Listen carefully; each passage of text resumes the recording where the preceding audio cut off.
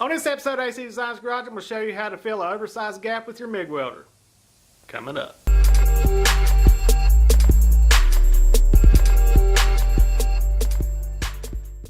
Alright guys, here's what we're working with today. This is some 2x2 120 wall or 3mm if you use the metric system.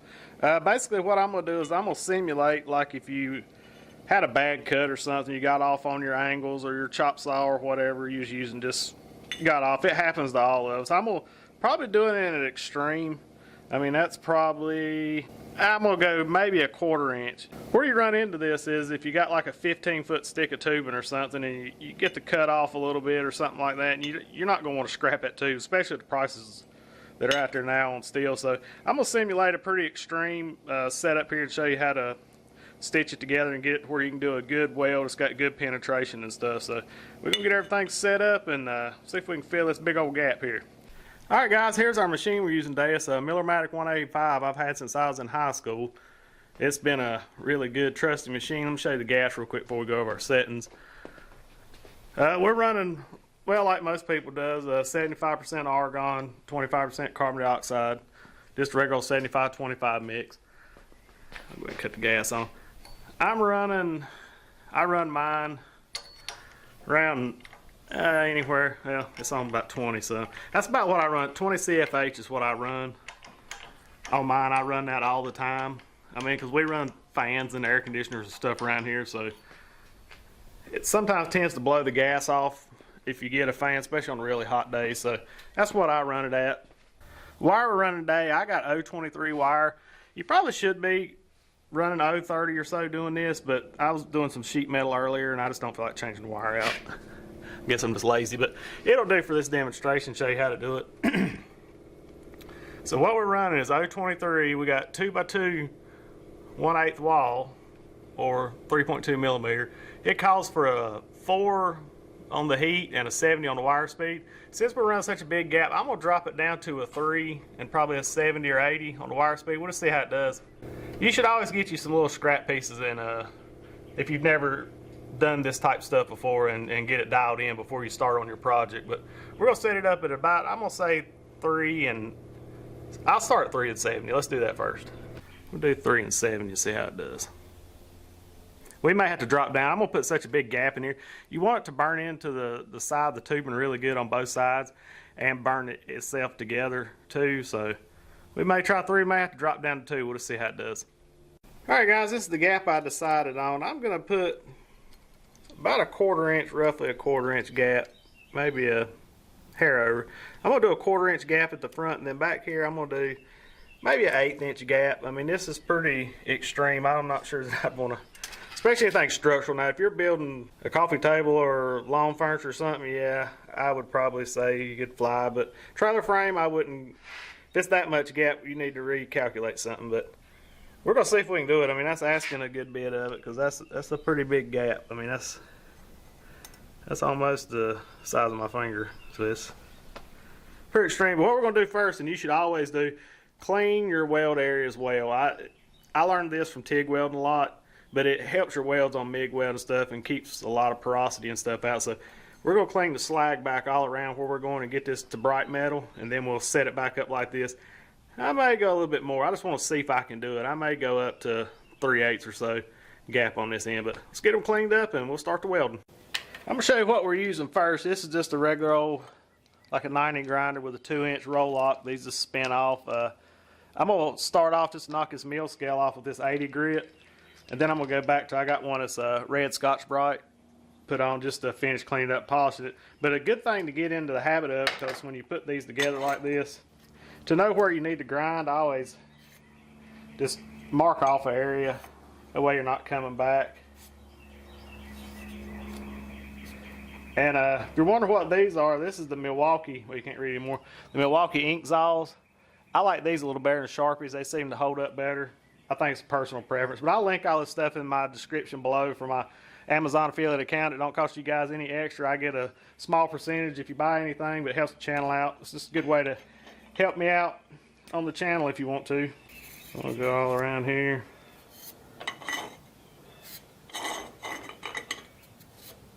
Now we'll get to grinding it. These are a pair of my new gloves that I got. I'm trying out right now. They're mechanics fabricator gloves. I had an old pair I wore. I don't think I like about these is they're a little longer here than the old ones was, but we're gonna try them out. I'll link these in the description. I'm not sponsored or anything, but I'll link these in the description and I'll let you know while after about a couple months of wearing them how they hold up for this type of stuff. Here's the tag if you guys are interested in them.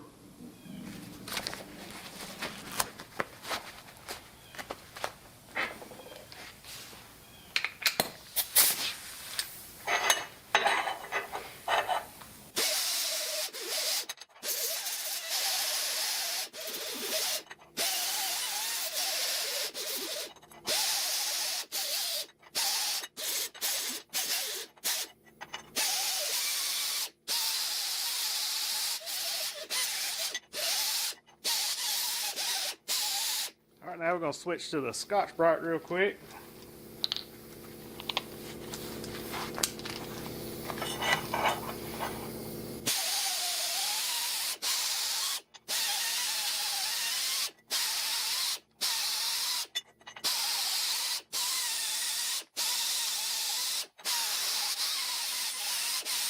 Alright guys, we got it set up. I've got a 1/4 inch gap here and a 1/8 inch gap, 6.4 millimeter and 3.2 millimeter if you're on the metric system. But we got this set up. I turned my machine back to the 2 and 70. I've done a couple of test runs on it. I think it's going to be pretty good. I'll show you the piece we done. We was playing with the arc shots and I think I got them where you can see, but that's set up right now on the 2 and 70 with the 023. So we're going to get this tacked together and see if we can fill this big old 1/4 inch gap. Alright, what I'm going to do on the tacks first, I'm going to come over here and what you're going to see me do is I'm going to build a tack right here on this piece of the metal and then a tack here on this one. And then we may have to do a cut. This is a pretty extreme gap. But we're going to get both sides a real hot tack on, and then we're going to go in the middle of them and fill that tack just to bridge it.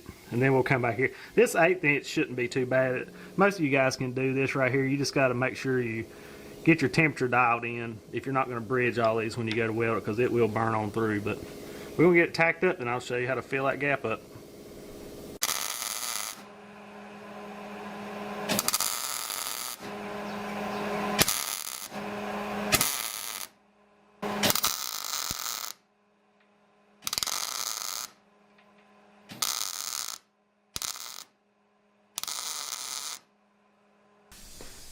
Alright, you can see where we bridged the gap here. Let me zoom in where you can see it better.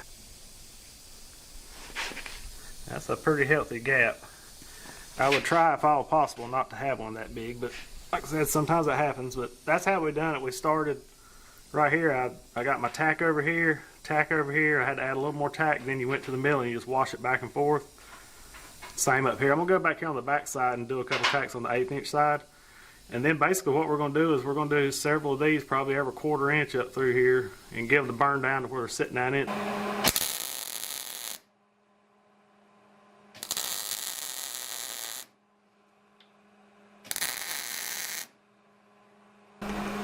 As you can see there, now this is the 1/8 inch side. I just flipped it over to make it a little bit easier. But the 1/8 inch side, you guys shouldn't have any trouble. Really, you don't have to bridge it any. You can just wash it. I'll just show you walking it down through like this, doing the C method. But this, the 1/8 inch side, no problem at all.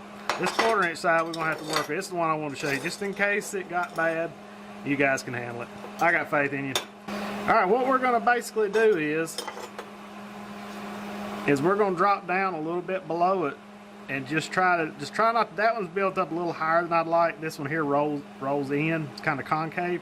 You want to keep them concave, so what we're going to do is I'm going to try to put this tack further back in the root, back in here, actually a little further than the edge is, so when we have more of a square here instead of this out here, because when I go to weld this up, you're going to notice it's going to be like a knot right here. So I'm gonna try to come back in here and tack a little deeper on this piece, and then we'll tack on this edge on this, and then we'll burn her down through there. So let's get started.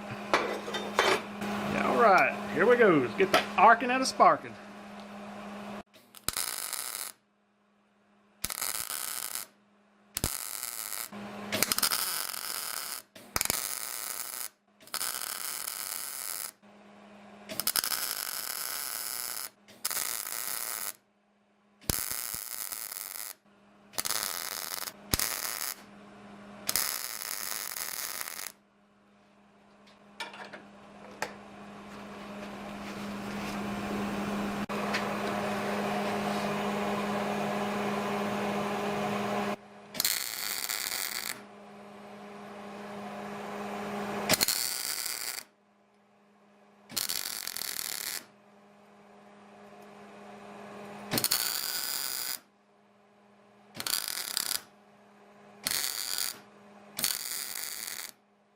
Alright guys, here where we're at. We got it bridged up. Now that's an ugly looking mess, but when we get done with it, it should look pretty good. But basically all we're doing is just like building a bridge over a ditch. We're just laying boards over it, basically laying back and forth, and then we'll come back and we'll just do our little C. We'll start at the end, just work our way all the way back and just burn it down in there real good.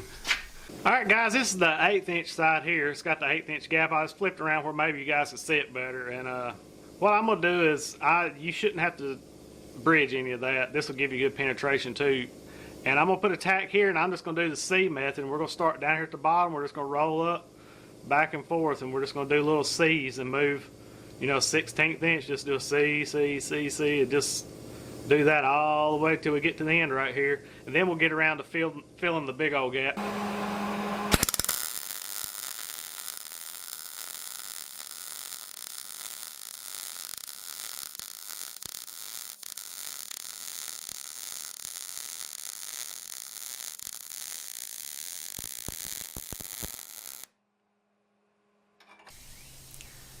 Well, there it is after weld. Not my best weld. It got it. If you noticed on the video up there, it started getting with that gap. I jumped it up to that 3 because I thought it'd need a little more, but I could have probably stayed with the 2, so it started getting hot. So if you notice, I started welding like this. I started getting faster and faster because I was looking back here, and the top side was melting away a little bit.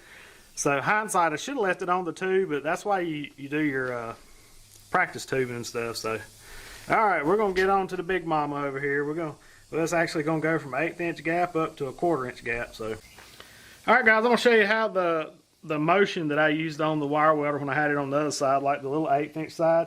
So here was the gap, and we just done C's like this. You can do them either way. You can do them this way. That might have been the way I done them, and just keep like this. So this one here being a bigger one, we're going to do the loop. It's like a cursive E. So this is how you do it. You'll have your gap. So you'll come down right here a little on this, and you'll come up here in a loop. It's not going to be as pretty of a weld because it tapers so much, and you can grind it down and go back and put you another pass. It don't hurt to put 2 passes. But this is how we're going to do it. We're going to start, this here is going to represent right here, and this here is going to represent right here. So you're going to come up, you're going to do a cursive E. When you loop back around, you want to kind of overlap, not much, just you want it to touch that. And the more consistent you can get with this, the better it's going to look. So it goes from wide to skinny, so it's not going to be the prettiest weld, but we're going to make the best looking weld we can. I'm trying not to get in your way while I'm welding, but I need to get down in here where we can see it. But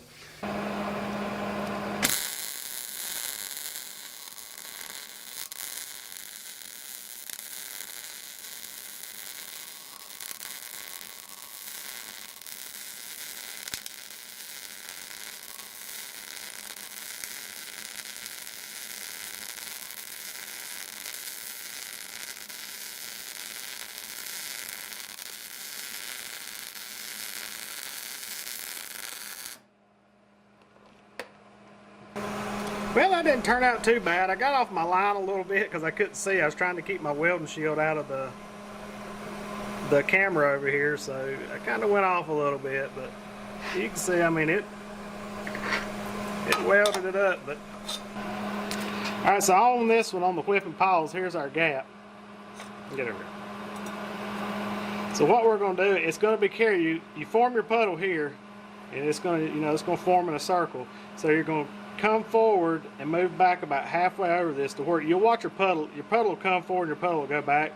So when you whip it back, you want it to come back about halfway, and you move it forward, and your puddle, when you wash it back, your puddle will come back about halfway. So you're just basically doing this.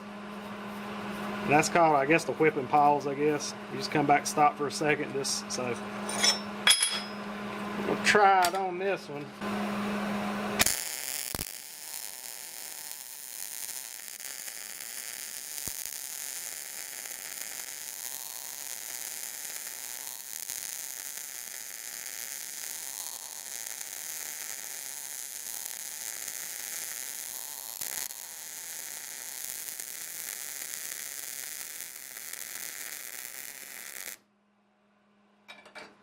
Well, there's that one. It's not as good. It's up a little high. I could have probably used a little more heat maybe, but with that big old gap and stuff in it, it's just hard to. Like I said, these are not the best looking weld.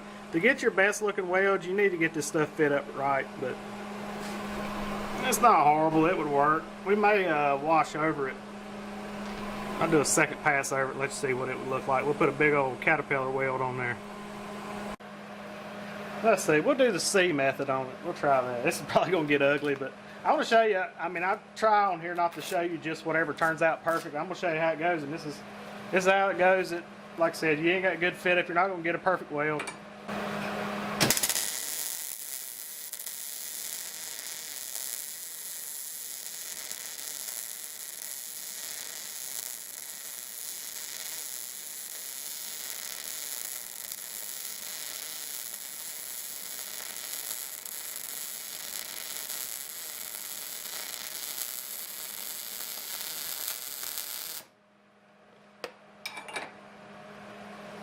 Now that's a big old chonky weld. I'll get in there where you can see it. Now that's a big old caterpillar weld that just built way too high, but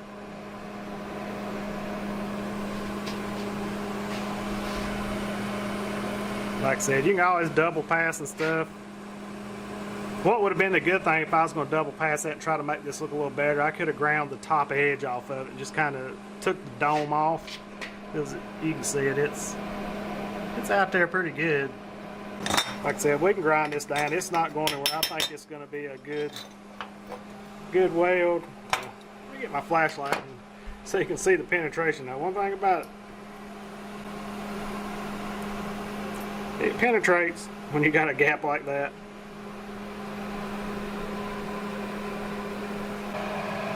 Yeah, that's it, guys. That was my test run over here. I done. Like I said, get you some scrap, do your test runs. I mean, you can mess this stuff up all you want, throw it in scrap steel, sell it later on, get you some moolah out of it. But I hope you guys learned something. I hope maybe help you guys. That's my main focus on this channel is I'm not the best welder in the world or anything like that. I think I do pretty good at making stuff stick together, but if this can help you guys get going and feel confident in yourself, that's the big thing. Get out there and practice. That's what it takes. Looks like I need to do some practicing on my own. I do more TIG welding anymore than I do wire welding. So if any of you guys want to see any TIG welding videos, I'm thinking about bringing a few of them out, doing some of the same concepts on sheet metal and different stuff like this and filling gaps. But just let me know down in the comments. Alright guys, hope y'all enjoyed this video on how to fill a gap with the MIG welder. Get out there and get you some scrap, start practicing, make it to the extreme to pass where you're comfortable on your scrap, and just get in there and walk that thing, get it filled up. You guys can do it, got confidence in you. Remember, be kind to one another. Jesus loves you, so do we. God bless. We gone.